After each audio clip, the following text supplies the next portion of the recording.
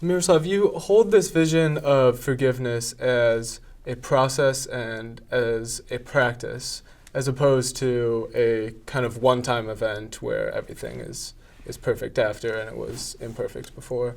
What does that spiritual path of growth kind of look like? What does the transformation of forgiveness look like?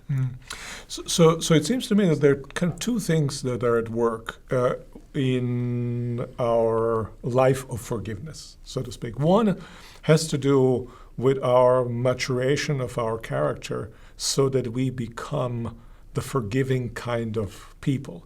It's not a question of simply discrete acts done de novo every time on a clean slate. I can habituate myself to become a forgiving person. And I do habituate myself to be that by discerning regularly in my life where forgiveness is appropriate in pursuing forgiveness. Now, that's in terms of developing a forgiving character. Forgiveness is a virtue. But each individual act of forgiveness in each individual case of transgression, it also has a character of a process. It's not that I decide, I forgive, and then I'm done. I have forgiven. And it's not that way because kind of the injury has burrowed itself often deep into my psyche.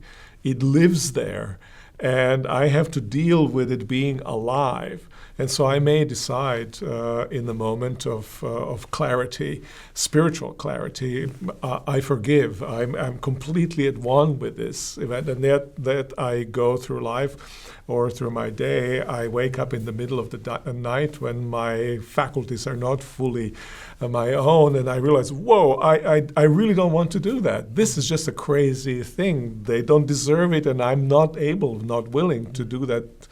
And so whatever I've given, I almost take back. Then I wake up and maybe something similar happens. And I think that the process of forgiveness is such that we give, we take away, and we grow into each case of forgiveness. And if we are impatient with ourselves, if we want the forgiveness to be complete all at once, we'll end up kind of destroying the good for the sake of the perfect. And I think in general, when it comes to forgiveness, we've got to realize that it's always broken.